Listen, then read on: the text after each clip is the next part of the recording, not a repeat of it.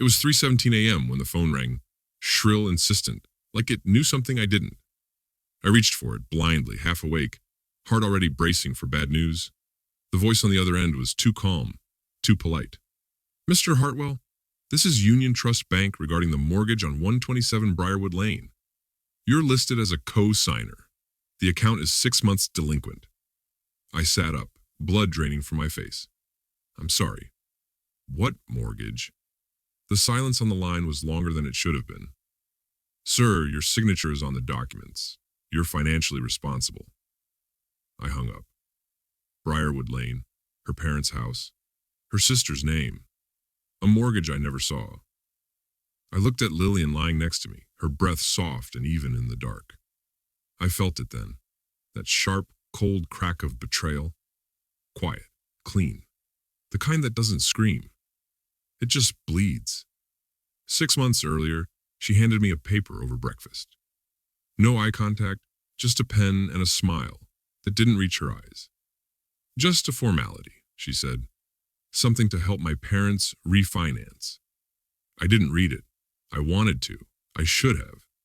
But trust is a dangerous thing when it masquerades as love. I signed it. Then came the changes. Late-night phone calls with her sister. Mumbled apologies for unexplained absences.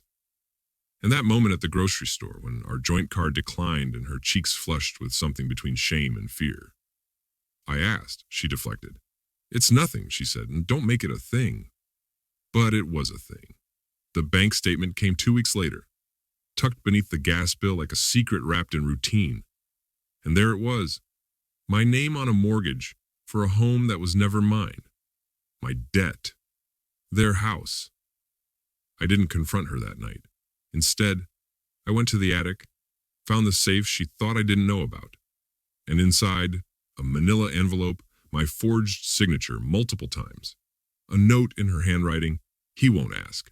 He never does." I watched her closely after that.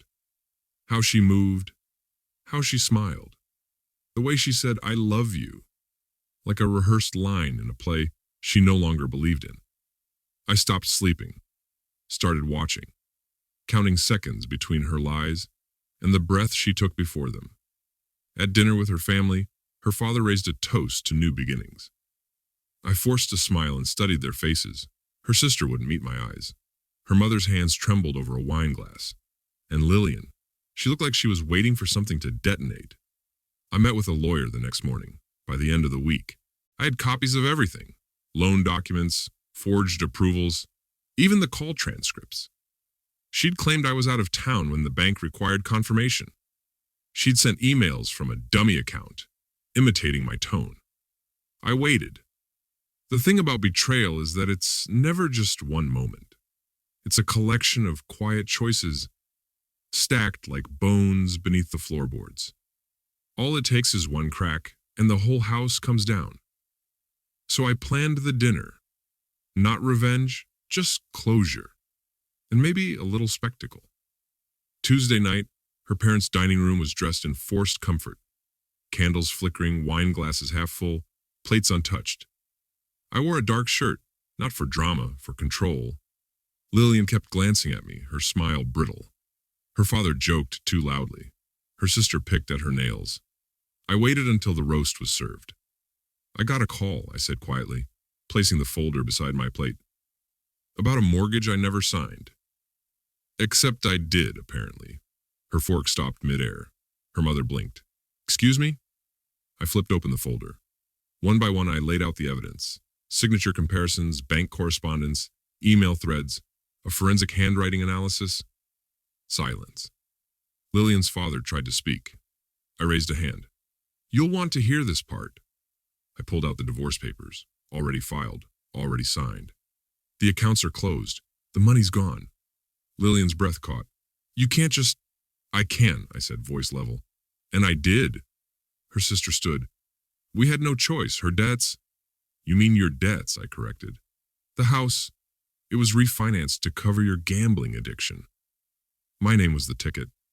My credit, your currency." Lillian's face crumpled. "I was trying to protect them."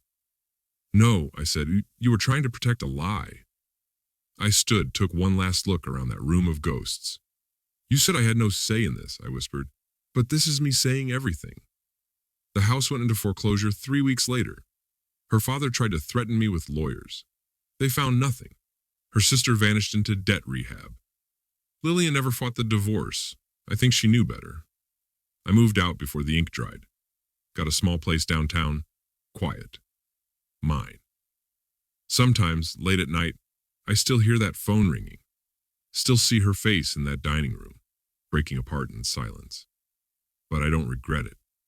Not the confrontation, not the leaving, not even the love. Because it taught me what silence really costs.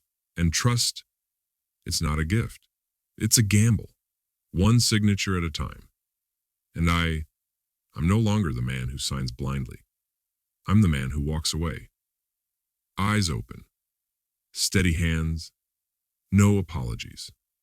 Cheating Secrets podcast like me. Thanks for watching.